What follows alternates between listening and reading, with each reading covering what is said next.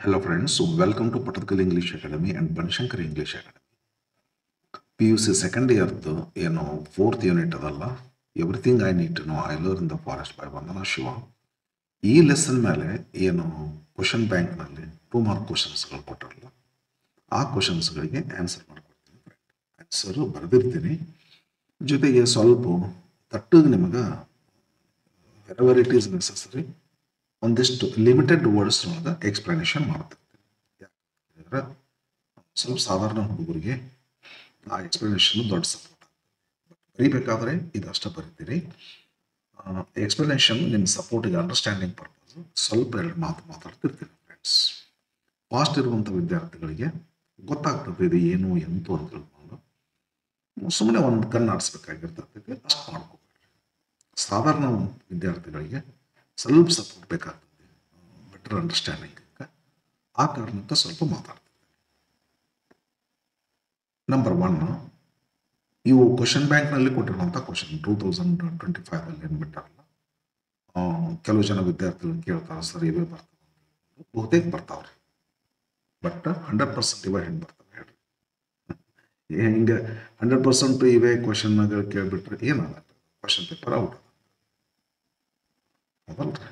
ಹೌದು, ಹಾಗಾಗಿ ಸ್ವಲ್ಪ ಇವನ್ ತಗೊಳ್ತಾರ, ಒಂದು ಸ್ವಲ್ಪ ತಮ್ಮ ಸ್ವಂತದ್ದು ತಗೋತಾರೆ, ಒಂದು ಸ್ವಲ್ಪ ಇಲ್ಲಿ ತಗೊಂಡೆ ತಗೋತಾರೆ, ತಗೊಳ್ಳೇಬೇಕಲ್ಲ, ತಗೊಂಡೇ ತಗೋತಾರೆ. ಯಾಕಂದ್ರೆ ಮಿಸ್ಗೈಡ್ ಮಾಡ್ದಂಗೆ ಅಂದರೆ ಹುಡುಗರಿಗೆ ಒಂದು ಸ್ವಲ್ಪ ಏನಾಗಿರ್ಬೇಕು ಅಂದರೆ ಒಂದು ಸ್ವಲ್ಪ ಆಶಾ ಭಾವನೆ ಬಂದು ಓದಬೇಕು. ಅದು ಮಾತ್ರಕ್ಕೆ ಕಾಪಿ ಮಾಡೋಕ್ಕೆ ಅವಕಾಶ ಆಗ್ಬಾರ್ದು, ಒಂದು ಸ್ವಲ್ಪ ಹೊಸ ಕೇಳ್ತಾರೆ. ಒಳ್ಳೆ ಚಾಣಾಕ್ಷದಿಂದ ಕ್ವಶನ್ ಪೇಪರ್ ತಯಾರಾಗಲ್ಪಡ್ತಾರೆ ವಿದ್ಯಾರ್ಥಿಗಳಿಗೆ. ನೀವು ಸಣ್ಣವರು, ನಿಮಗೆ ಎಷ್ಟು ಗೊತ್ತಾಗ್ತದೆ, ನಮಗೆ ಗೊತ್ತಾಗ್ತದೆ, ನಿಮ್ಗೆ ಹೆಂಗೆ ಗೊತ್ತಾಗ್ತದೆ. ಮತ್ತು ಹಂಗೆ ಅಂದ ಮಾತ್ರಕ್ಕೆ ನಿಮ್ಗೊಂದು ಸ್ವಲ್ಪ ಹೆಲ್ಪ್ ಮಾಡಬೇಕು ಅನ್ನೋ ವಿಚಾರನೂ ಇರ್ತದೆ. Mercy is shown without lowering the standard of justice ಅಂತೇಳಿ ಸೊಲಿಗಾಸ್ ಒಂದು ಲೆಸನ್ ಇತ್ತು ಹಳೆ ಕಾಲದಲ್ಲಿ. ಆ ತರಹ mercy is shown without lowering the standard of justice. ಆ ತರಹ ನಿಮ್ಮ ಮೇಲೆ ಕರುಣೆ ಇರ್ತದ, ನೀವು ಚಲೋ ಮಾಡಬೇಕು ಅಂತ ಇರ್ತದ ನಮಗೆ. ಮತ್ತು ಆಮೇಲೆ ಸ್ಟ್ಯಾಂಡರ್ಡ್ ಆಫ್ ಜಸ್ಟಿಸ್ ಏನೋ ಕಡಿಮೆ ಆಗಬಾರ್ದಲ್ಲ, ಅದನ್ನು ಮೇಂಟೈನ್ ಮಾಡಬೇಕಾಗ್ತದೆ. ಹಾಗಾಗಿ ನನ್ನ ಮಾತಿನ ಅರ್ಥ ಏನು ಅಂತಂದರೆ, ಇಲ್ಲಿ ಕ್ವಶನ್ಸ್ಗಳು ತಗೋತಾರೆ, ಬಟ್ ಎಲ್ಲವೂ ಇವನ್ನ ತಗೋದಿಲ್ಲ, ಒಂದಿಷ್ಟು ಬೇರೆ ಕೊಡ್ತೀವಿ. ಬರೇ ವಾಟ್ ವೇರ್ ದ ಎಲ್ಲವೂ ಹಂಗೆ ರೀ, 2 ಮಾರ್ಕ್, 1 ಮಾರ್ಕ್, 3 ಮಾರ್ಕ್, 4 ಮಾರ್ಕ್, ಗ್ರಾಮರಿಗೆ ಸಂಬಂಧಪಟ್ಟಿರುವಂಥ ಈವನ್ ಗ್ರಾಮರಿಗೆ ಸಂಬಂಧಪಟ್ಟಿರುವಂಥ ಕ್ವಶನ್ಸ್ಗಳು ಸಹಿತ ಬರ್ತಾವೆ, ಬರೋ ಸಾಧ್ಯತೆ ಐತಿ.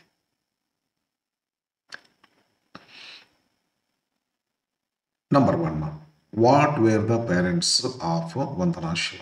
ಮೀನಿಂಗ್ ಏನಾಗ್ತದೆ, ವಂದನಾ ಶಿವ ಅವರ ತಂದೆ ತಾಯಿ ಏನಿದ್ರು ಅಂತೇಳಿ. ವಾಟ್ ಈಸ್ ಯುವರ್ ಫಾದರ್ ಅಂದ್ರೆ ಏನು, ನಿಮ್ಮ ತಂದೆ ಏನದಾರ್ರಿ, ಟೀಚರ್ ಅದರ, ಫಾರ್ಮರ್ ಅದರ ಅಂದಂಗೆ. ಕ್ವಶನ್ ಮೀನಿಂಗ್ ಏನಂದ್ರೆ, what were the parents of Vandana Shiva. Vandana ಶಿವರ ತಂದೆ ಏನಿದ್ರು, ತಾಯಿ ಏನಿದ್ರು. Her father was a forest conservator, ಗುಡ್ಡದ ಕಾವಲುಗಾರ. Her mother was a farmer after fleeing to Pakistan ಅಂತ ಬರ್ತಾರೆ.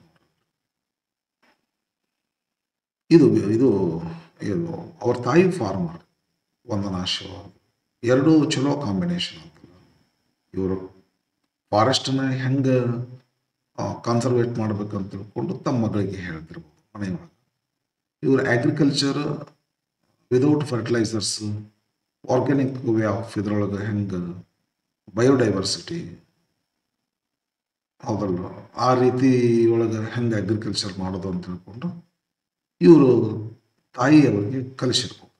ಹಿಂಗಾಗಿ ಎರಡೂ ತಗೊಂಡು ಕಾಂಬಿನೇಷನ್, ಏರಿಯಾ ಒಂದು ಹಿಮಾಲಯ. ಹಿಂಗಾಗಿ ವಂದನಾ ಶಿವ ಅವರು ಆ ರೀತಿ ಬೆಳೆದರು ಸಂಸ್ಕಾರ ಮನೆಯೊಳಗೆ. ಹರ್ father was a forest conservator, mother was a farmer. ಹೌದಲ್ರಿ? ಎಸ್, ಚೂರು ನೀವು ಹಿಂಗೆ ಅರ್ಥ ಮಾಡ್ಕೊಳಕ್ಕೂ ಅಡ್ಡಿಲ್ಲ ಒಂದು ಸ್ವಲ್ಪ.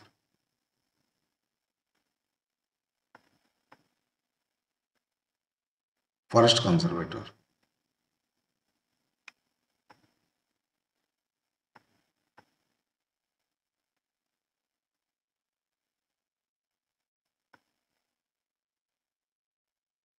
ಇದು ಬರ್ಬಿಟ್ರಿ ಶಬ್ದ. ಇಷ್ಟು ಉದ್ದ ಬರೆಯಾಕಂದ್ರೆ ಬರೀರಿ, ಇಲ್ಲ ಇಷ್ಟ ಬರ ಎ ಫಾರ್ಮರ್ ಇಷ್ಟು ಬರೀರಿ. Second, what is a Chipko? Women from which reason participated in it according to Vandana Shiva. What is Chipko ಅಂತ ಅದು ಲೆಸನ್ದಲ್ಲಿ ಬಂದದ ನೋಡ್ರಿ. ಪೇಜು ಈ ಕಡೆ ಟರ್ನ್ ಮಾಡಿದ ತಕ್ಷಣ ಮೇಲೆ ಟಾಪ್ ಲೈನ್ದೊಳಗೆ ಬಂದದ right side. Chipko is a non violent response to the large scale deforestation. ಒಂದು ದೊಡ್ಡ ಪ್ರಮಾಣದ ಕಾಡು ನಾಶವಾಗೋಕೆ ನಡೀತಿರ್ತದ್ರಿ. ಡಿಫಾರೆಸ್ಟೇಷನ್ ಅಂದ್ರೆ, ಅಫಾರೆಸ್ಟೇಷನ್ ಅಂದ್ರೆ ಕಾಡು ಹುಡ್ಸೋದ್ರಿ, ಅಂದ್ರೆ ಗಿಡ ಬೆಳೆಸೋದು. ಡಿಫಾರೆಸ್ಟೇಷನ್ ಅಂತಂದ್ರೆ ಗಿಡನ ಕಡಿಯೋದು. ಒಂದೋ ಎರಡು ಗಿಡ ಎಲ್ಲರ ಕಡಿಯಲ್ಪಟ್ರೆ ತೊಂದರೆ ಇಲ್ಲ ರೀ.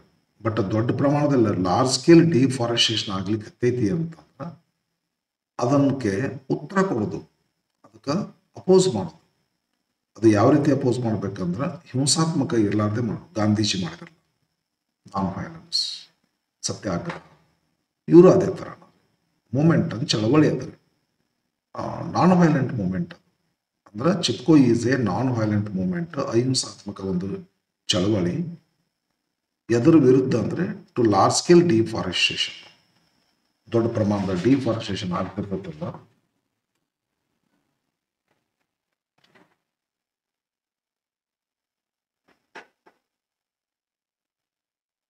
ದೊಡ್ಡ ಪ್ರಮಾಣದ ಡಿಫಾರೆಸ್ಟೇಷನ್ ಆಗ್ತಿರ್ತದಲ್ಲ ಆ ಡಿಫಾರೆಸ್ಟೇಷನ್ ಅಪೋಸ್ ಮಾಡಕ್ಕೆ ನಡೆಯುವಂಥದ್ದೊಂದು ಮೂಮೆಂಟ್. ಅದು ಅದರ ಲಕ್ಷಣ ಏನಂದ್ರೆ ನಾನ್ ವೈಲೆಂಟ್ ಆಗಿರ್ತದೆ. ಓಕೆ ಮತ್ತೊಂದು ಏನದ ಇಲ್ಲ, ವಿಮೆನ್ ಫ್ರಮ್ ವಿಚ್ ರೀಸನ್ ಅಂತಾರೆ ಗರ್ವಾಲ್ ರೀ. ಇಲ್ಲದ ನೋಡ್ರಿ, the women from the Himalayan region, ಇಲ್ಲಕಂದ್ರೆ ಗರ್ವಾಲ್ ರೀಸನ್ ಆರು ಉತ್ತರಾಖಂಡ ಪ್ರಾವಿನ್ಸ್ ಅಲ್ಲಿ ಹೆಣ್ಮಕ್ಳು ಪಾರ್ಟಿಸಿಪೇಟೆಡ್ ಇನ್ ಇಟ್ ಅಂದ್ರೆ ಇನ್ ಚಿಪ್ಕೋ ಮೂಮೆಂಟ್ ಅದಲ್ರಿ. Okay, women from Himalaya region ಅಂತ, ಅಥವಾ ಗರ್ವಾಲ್ ಅಂತನ್ರಿ, ಅಥವಾ ಗರ್ವಾಲ್ ಆಫ್ ಉತ್ತರಾಖಂಡ ಅಂತ ಈ ರೀತಿ ಬರೀರಿ.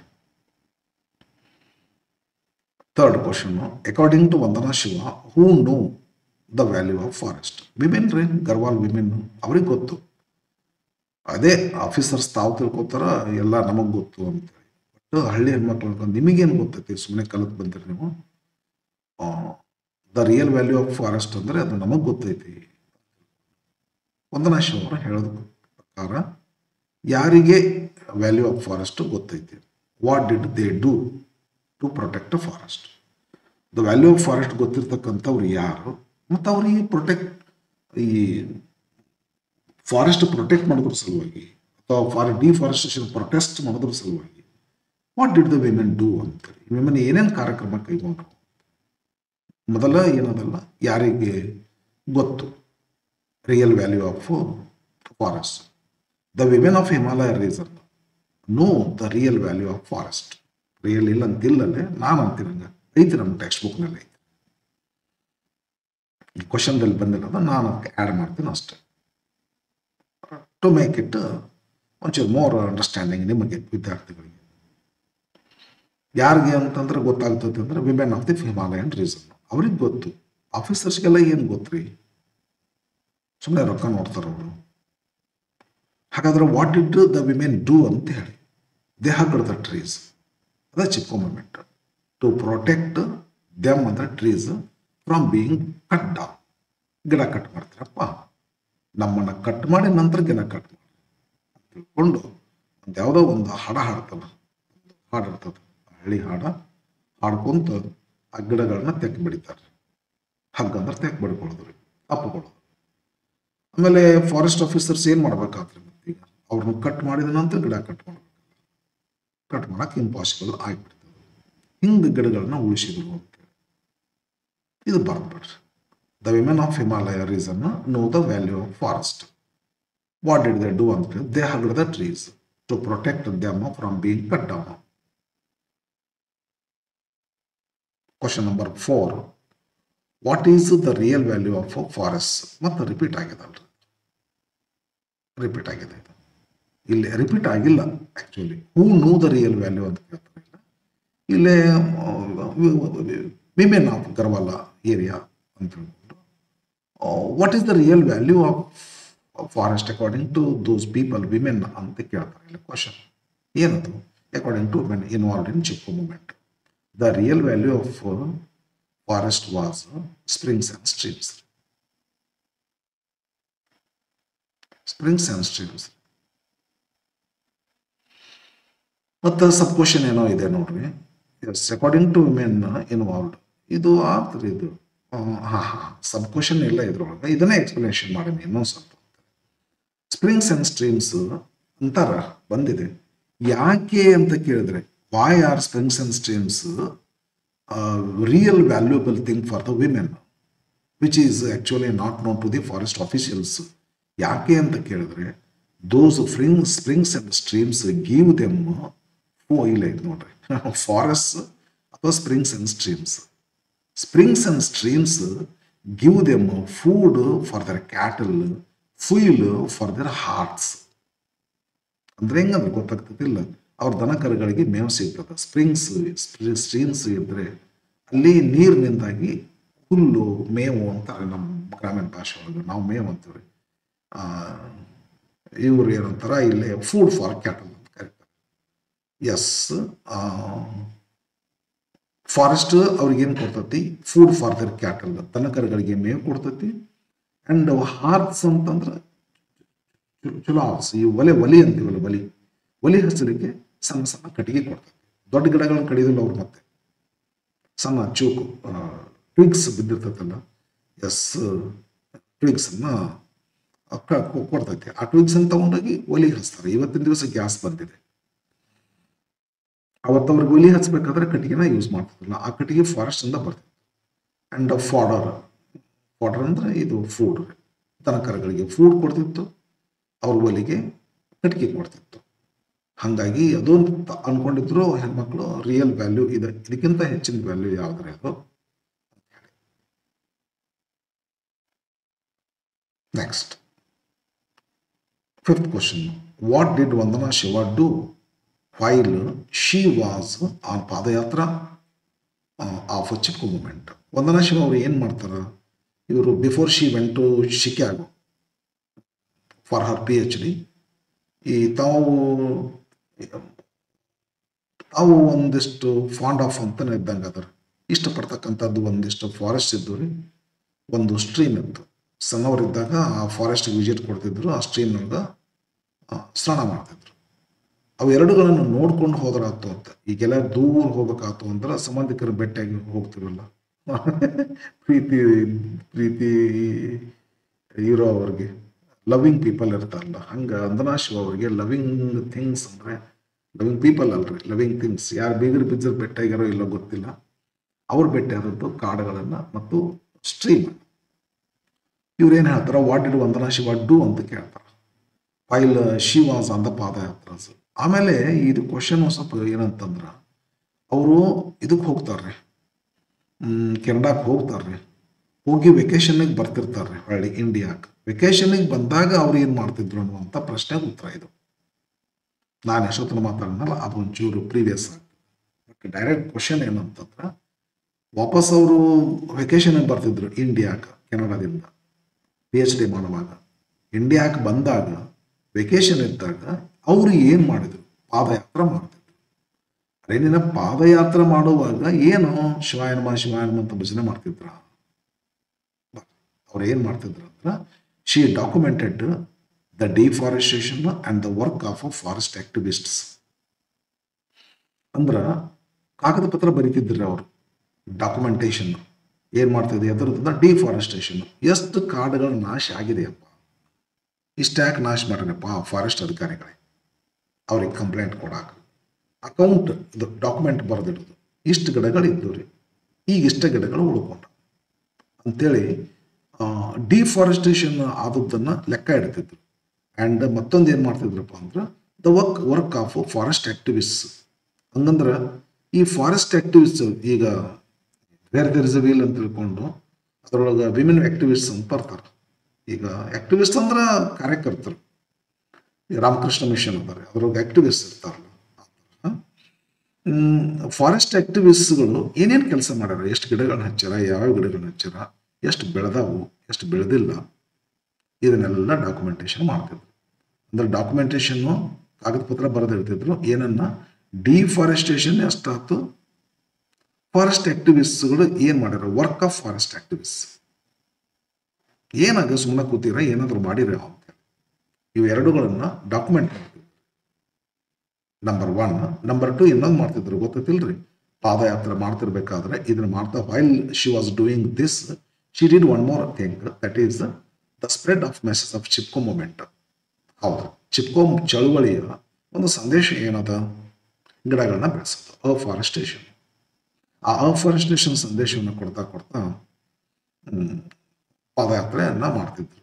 ಅಂದ್ರೆ ಬಹಳ ಮುಖ್ಯವಾಗಿ ಇದು ನೋಡ್ರಿ, ಸುಮ್ಮನೆ ಲೆಕ್ಕಪತ್ರ ಇಡ್ತಿರ್ಲಿಲ್ಲ, ಜನರಿಗೆಲ್ಲ ಜನ ಕೂಡಿಸೋದು, ಒಂದು ಸ್ಪೀಚ್ ಕೊಡೋದು, ಮೋಟಿವೇಶನಲ್ ಸ್ಪೀಚ್, ನಾವು ಫಾರೆಸ್ಟನ್ನು ನಾಶ ಮಾಡಬಾರ್ದು ಅನ್ನುವಂಥದ್ದು. ಇಂಥದ್ದೊಂದು ಸಂದೇಶ, ಚಿಪ್ಕೋ ಮೂಮೆಂಟ್ನ ಸಂದೇಶ ಅದಲ್ರಿ, ಆ ಸಂದೇಶವನ್ನು ಜನರಿಗೆಲ್ಲ ಸ್ಪ್ರೆಡ್ ಮಾಡ್ತಾ ಹೋಗ್ತಿದ್ರು.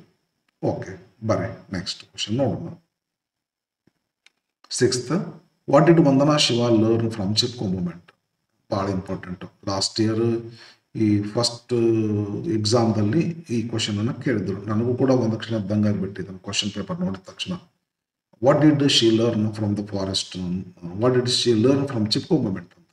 She learn about biodiversity and biodiversity based living economies ಅಂತ. ಇದು ಬಯೋಡೈವರ್ಸಿಟಿ ಅಂತ ತಿಳ್ಕೊಂಡು ಆಯ್ತಲ್ಲ ಮೀನಿಂಗ್, ಅದನ್ನು ನೋಡ್ಕೊಳ್ಳಿ ಫ್ರೆಂಡ್. ಅಂದ್ರೆ ಬಯೋಡೈವರ್ಸಿಟಿ ಅಂತಂದ್ರೆ ವಿವಿಧ ಬೆಳೆಗಳನ್ನು ಬೆಳೆಯೋದು. ಇಲ್ಲಿ ಬಯೋಡೈವರ್ಸಿಟಿ ಬೇಸ್ಡ್ ಲಿವಿಂಗ್ ಎಕಾನಮೀಸ್ ಅಂತಂದ್ರೆ ಬೆಳೆದಂಥ ಬೆಳೆಯನ್ನ ನಾವು ಇನ್ನೊಬ್ಬರ ಜೊತೆಗೆ ಶೇರ್ ಮಾಡೋದು, ಅವ್ರು ಬೆಳೆದದ್ದು ನಮಗೆ ಕೊಡೋದು, ಬಟ್ ದುಡ್ಡು ಕೊಟ್ಟಿಯಲ್ಲಿ ವಸ್ತುಗಳನ್ನ ಕೊಂಡ್ಕೊಳ್ಳುವಂಗಿಲ್ಲ.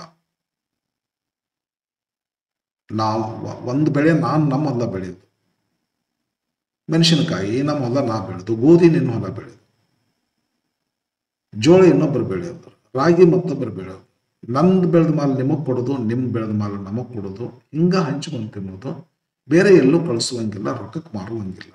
ಈ ಥರದ ವ್ಯವಸ್ಥಕ್ಕೆ ಏನಂತ ಕರೀತಾರೆ ಅಂದ್ರೆ ಬಯೋಡೈವರ್ಸಿಟಿ ಬೇಸ್ಡ್ ಲಿವಿಂಗ್ ಎಕಾನಮೀಸ್ ಅಂತ ಕರೀತಾರೆ. ಇದನ್ನೆಲ್ಲೋ ಕಲಿತರು ಅವರು, ವಂದನಾ ಶಿವ ಅವರು. She learn about biodiversity and biodiversity based living economies from Chipko. She learn these things. 7th question. ಇನ್ನು ನವಧಾನ್ಯ ಮೂಮೆಂಟ್, ನವಧಾನ್ಯ ಫಾರ್ಮ್ ಅಲ್ಲ, ನವಧಾನ್ಯ ಮೂಮೆಂಟ್ 1987ದಲ್ಲಿ ಸ್ಟಾರ್ಟ್ ಆಗಿದೆ. How did Vandana Shiva and other activist help farmers? ಹೆಂಗೆ help farmers?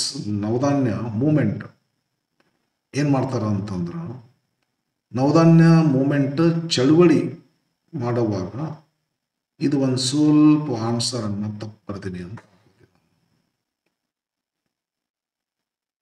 Answer ತಪ್ಪಿದೆ ಫ್ರೆಂಡ್. ಇದು answer ತಪ್ಪಿದೆ, ನಾನು ತಪ್ಪು ಮಾಡಿ, ನಾನು ನವಧಾನ್ಯ ಫಾರ್ಮ್ ಅಂತ ತಿಳ್ಕೊಂಡ್ಬಿಟ್ಟೆ. ಇದನ್ನ ನವಧಾನ್ಯ ಫಾರ್ಮ್ ಅಂತ ತಿಳ್ಕೊಂಡೀನಿ. ನವಧಾನ್ಯ ಫಾರ್ಮ್ ಅಂತ ತಿಳ್ಕೊಂಡು ನಾ ಏನು ಮಾಡಿದೆ, demonstrated farmers about the transition from fossil fuel and chemical based documents monocultures ಹಿಂಗಂತ ಅನ್ಕೊಂಡೆ. ಮಿಸ್ಟೇಕ್ ಆಗಿದೆ ರೀ, ಮಿಸ್ಟೇಕ್ ಆಗಿದೆ ಫ್ರೆಂಡ್. ಆಕ್ಚುಲಿ ಅವ್ರು ಏನ್ ಮಾಡ್ತಾರೆ ಅಂದ್ರೆ ಸೀಡ್ ಬ್ಯಾಂಕ್ ಅನ್ನ ಬೀಜನ ಸಂಗ್ರಹ ಮಾಡ್ತಾರೆ. 100 ಸೀಡ್ ಬ್ಯಾಂಕ್ಸ್ ಸ್ಟಾರ್ಟ್ ಮಾಡ್ತಾರೆ. ಇದನ್ನು ಸ್ವಲ್ಪ ಸರಿಪಡಿಸ್ಕೊಂತೀರಾ? ಓರಲ್ ಹೇಳ್ಬಿಡ್ತೇನೆ ನೋಡ್ರಿ, ಇದೊಂದು ಮಿಸ್ಟೇಕ್ ಮಾಡಿ ನಾನು ಇದನ್ನ ಆನ್ಸರ್ ಬರೆಯುವಾಗ ನವಧಾನ್ಯ ಫಾರ್ಮ್ ಅಂತ ತಿಳ್ಕೊಂಡೆ, ನವಧಾನ್ಯ ಫಾರ್ಮ್ ಅಂತ ತಿಳ್ಕೊಂಡೆ. ಒಂದು ಕ್ಷಣ ನಿಲ್ಲು.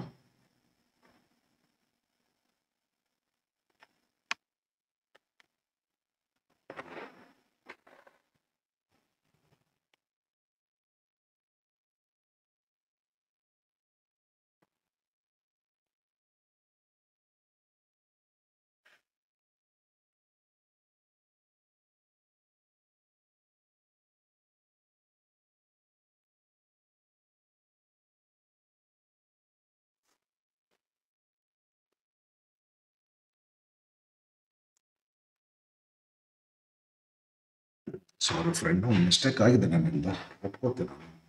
ಬರೆಯುವಾಗ ಗೊತ್ತಾಗ್ಲಿಲ್ಲ ರೀ, ಅದು ಸರಿಪಡಿಸ್ತೀನಿ ತಾವ್ರಿ, ಸ್ವಲ್ಪ ನೋಡ್ರಿ.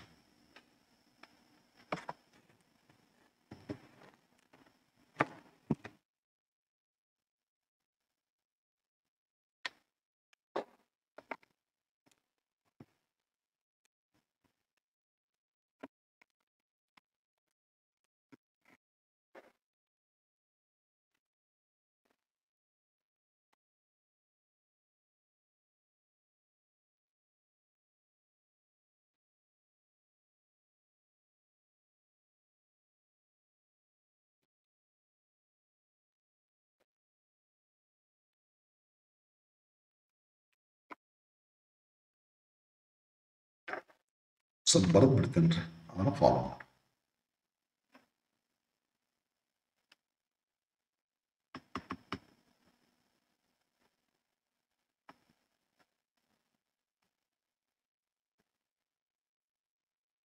ಇದು ಸ್ವಲ್ಪ ಆನ್ಸರ್ ಫ್ರೆಂಡ್ ರಾಂಗ್ ಇದೆ. Don't follow this please.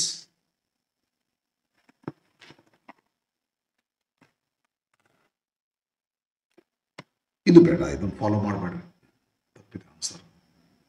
ನಾನು ನವಧಾನ್ಯ ಇದನ್ನೇನು ತಿಳ್ಕೊಂಡೆ ಅಂದ್ರೆ ನವಧಾನ್ಯ ಫಾರ್ಮ್ ಅಂತ ತಿಳ್ಕೊಂಡ್ಬಿಟ್ಟೆ, ಆಯ್ತದ. ನವಧಾನ್ಯ ಮೂಮೆಂಟ್ ಅಂತಾರೆ, ನಾನು ಈಗ ಗಮನ ಹರಿಸಿದೆ. How did Vandana Shiva and other activist help farmers ಅಂತ. ಇನ್ನು ನವಧಾನ್ಯ ಮೂಮೆಂಟ್ ಅಂತಾರೆ, ಅಂದರೆ ಆನ್ಸರ್ ಇಲ್ಲಿ ಬರೀತೀನಿ ನೋಡಿ, ಅದು ಆನ್ಸರ್ ತಪ್ಪಿದೆ. ಆನ್ಸರ್ ಇಲ್ಲಿ ಬರೀತೀನಿ ನೋಡ್ರಿ. They collected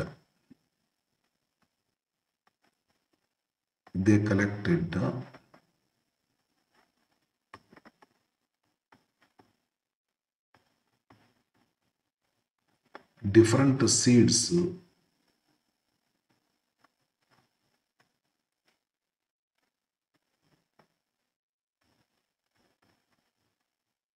from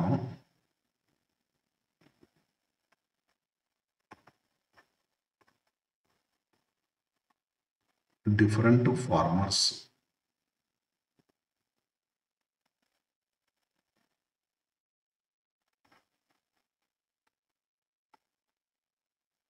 ಇದು ಒಂದು ಪಾಯಿಂಟ್ ಬರೀರಿ, ಇದು ಒಂದು ಪಾಯಿಂಟ್ ಹಾಕಬೇಕು.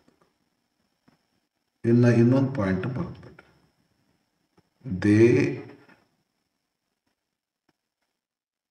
ಸ್ಟಾರ್ಟೆಡ್ ಅಥವಾ ಎಸ್ಟಾಬ್ಲಿಷ್ಡ್ ಅಂತೇಳಿ, ಅಥವಾ ಫೌಂಡೆಡ್ ಅಂತ ನಂಬೋದು.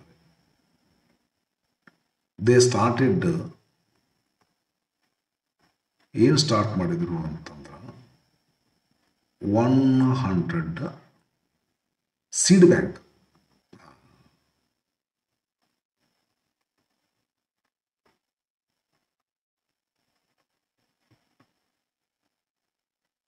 All over India.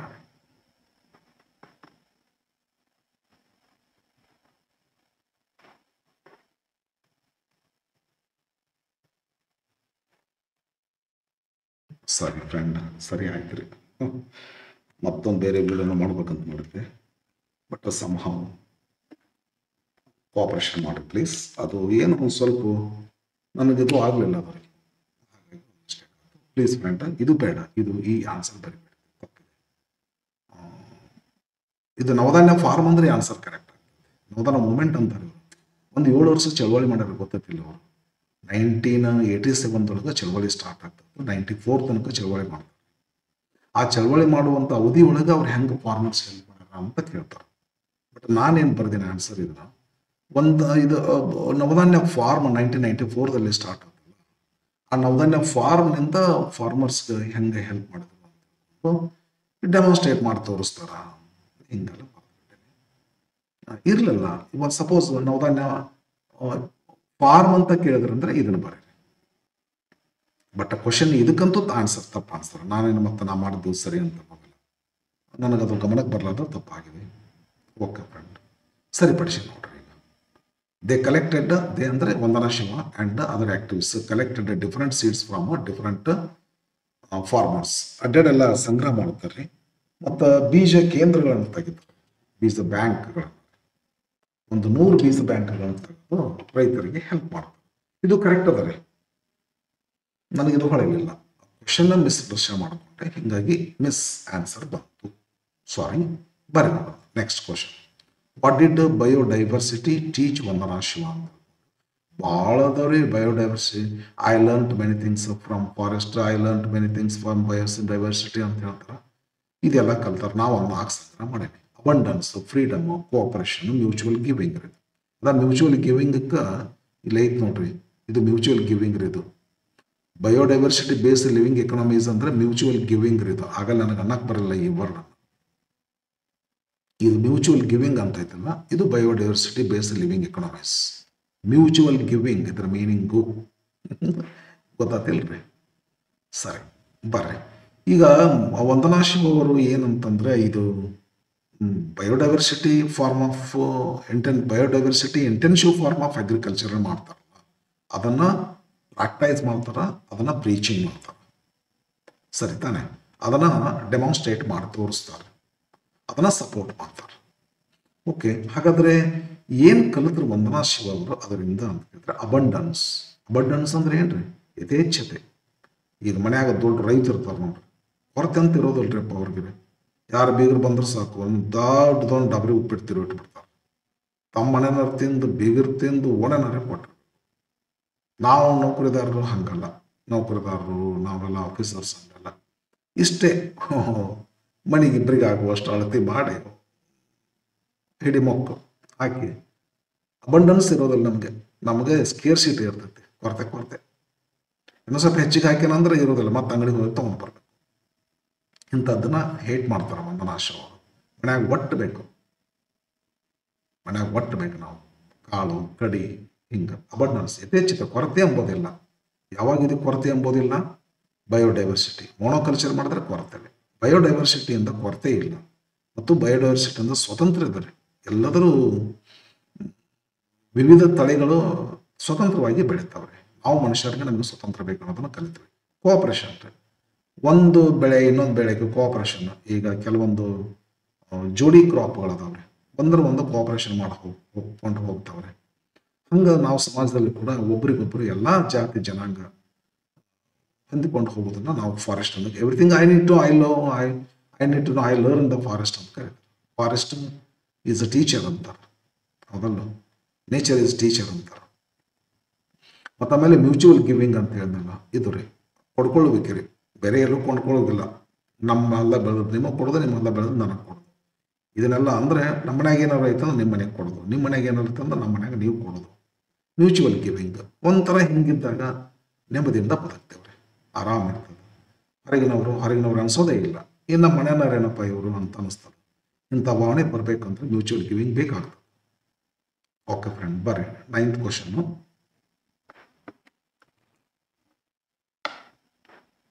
ಏನಂದ್ರೆ, name the 2 popular courses in the earth university.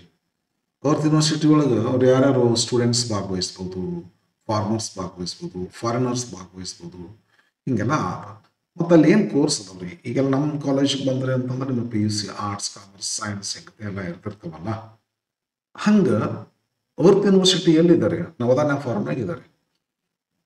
ನವಧಾನ್ಯ form ಒಳಗೆ ಅರ್ತ್ ಯೂನಿವರ್ಸಿಟಿ ಮಾಡಿದ್ರಲ್ಲ, ಅರ್ತ್ ಯೂನಿವರ್ಸಿಟಿಗೆ ಕೋರ್ಸ್ ಮಾಡ್ಯಾರ ಇವರು. 2 ಕೋರ್ಸ್ ಅಮಂಗ್ ದೆಮ್ ಅಂತ ಅಂತಾರೆ. ಪಾಪ್ಯುಲರ್ ಕೋರ್ಸ್ಗಳನ್ನ ಕೊಟ್ಟಿವೆ ಅಂತ ನಮ್ಮ ಟೆಕ್ಸ್ಟ್ ಬುಕ್ನಲ್ಲಿ ಕೊಟ್ಟಾರ. ಟೆಕ್ಸ್ಟ್ ಬುಕ್ನಲ್ಲಿ ಈ 2 ಕೋರ್ಸ್ಗಳನ್ನ ಕೊಟ್ಟಾರ. ಆ 2 ಕೋರ್ಸ್ಗಳನ್ನ ನಾನು ಇಲ್ಲಿ ಬರ್ತೇನೆ. The A to Z of organic farming and agro ecology ಅಂತೇಳಿ ಒಂದು ಕೋರ್ಸ್. ಇನ್ನೊಂದು ಗಾಂಧಿ ಅಂಡ್ ಗ್ಲೋಬಲೈಸೇಷನ್ ಮತ್ತೊಂದು ಕೋರ್ಸ್. ಅರ್ತ್ ಯೂನಿವರ್ಸಿಟಿ ಇರ್ತಕ್ಕಂಥ earth university teaches earth democracy ಅಂತೇಳಿ popular. What does earth university teach ಅಂತ ಕೇಳಿದ್ರು, 1 mark question. Earth university teaches earth democracy, ಸರಿ ತಾನೆ? ನೆಕ್ಸ್ಟ್ ಏನಾದ್ರಿ ಲಾಸ್ಟ್ ಕ್ವಶನ್ ಅಂತ ಅನ್ಕೋತೀನಿ. Last question next Sunday morning ಬರ್ತದೆ. ನೆಕ್ಸ್ಟ್ ಅದನ್ನು ಹಾಕಿಟ್ಟಿರ್ತೀನಿ, ನೋಡ್ತಿರ್ರಿ. ಈಗ last question, name any 2 conflicts about which Tagore wrote. Lesson ಅದ ಎಂಡಿಗೆ ಬರ್ತದೆ. Today we are facing 2 conflicts ಅಂತ ಕರೀತಾರೆ. ದೊಡ್ಡ ಸಮಸ್ಯೆ ಅದ ಇವತ್ತಿನ ದಿವಸ. ಎರಡು ಗ್ರೀಡ್ ಆ್ಯಂಡ್ ಕಂಪ್ಯಾಷನ್. ಕಾನ್ಫ್ಲಿಕ್ಟ್ಸ್ ಅಂದ್ರೆ ಒಂಥರ fighting. India Australia cricket match ಯಾವ್ದು ಗೆಲ್ಲತ್ತೋ ಗೊತ್ತಿಲ್ಲ. ಹಂಗೆ ಇವತ್ತು ಜಗತ್ತಿನೊಳಗೆ ಭಾಳ ಜನ ದುರಾಶೆ ಇಲ್ಲ ಮತ್ತು ಅದಕ್ಕೆ ಸಮಾನವಾಗಿ ಕಂಪ್ಯಾಷನ್, ಇವು ಎರಡೂಗಳು ನಾಬಲ ಅಂತ ಕರುಣೆ ತೋರ್ಬೇಕಂತ ಕೆಲವು ಜನ. ಗ್ರೀಡ್ ದುರಾಶೆ ಆಗಬೇಕು, ಗಳಿಸ್ಬೇಕು, ಅದು ಅಕ್ಯುಮುಲೇಷನ್ ಅಂತ ಕರೀತಾರೆ. ಗ್ರೀಡ್ ಆ್ಯಂಡ್ ಅಕ್ಯುಮುಲೇಷನ್, ಸಂಗ್ರಹ ಪ್ರವೃತ್ತಿ. ಇವು ಎರಡು ಮನುಷ್ಯನನ್ನ ನೆಮ್ಮದಿಯನ್ನು ಹಾಳು ಮಾಡ್ತಾವೆ. ಇದು ಗ್ರೀಡ್ ಆ್ಯಂಡ್ ಅಕ್ಯುಮುಲೇಷನ್. ಮನುಷ್ಯನ ನೆಮ್ಮದಿ ಬರಬೇಕು ಅಂತಂದ್ರೆ ಕಂಪ್ಯಾಷನ್ ಬೇಕು. ಯಾವುದು ಗೆಲ್ಲುತ್ತಾ ನೋಡಬೇಕು, ಹೌದಲ್ಲ. ಮತ್ತೊಂದು ಇವತ್ತು ಕಾಂಪಿಟೇಷನ್ ಇರುತ್ತದೆ, ಕಾಂಕ್ವೆಸ್ಟ್ ಆ್ಯಂಡ್ ಕೋಆಪರೇಷನ್.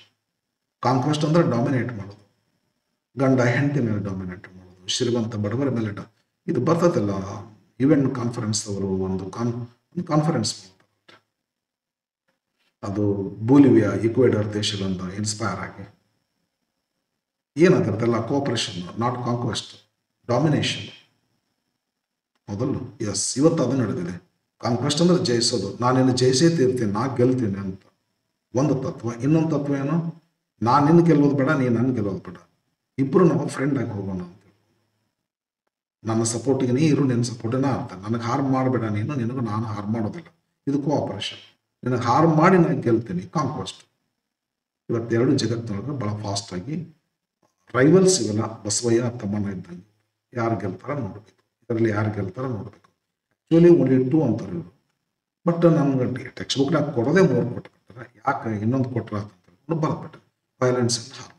ವೈಲೆನ್ಸ್ ಅಂದ್ರೆ ಹಿಂಸೆ ಮಾಡಿದ್ವಿ, ಹಾರ್ಮ್ ಅಂದ್ರೆ ಹೊಂದ್ಕೊಂಡು ಕೋಆಪರೇಷನ್ ತರ.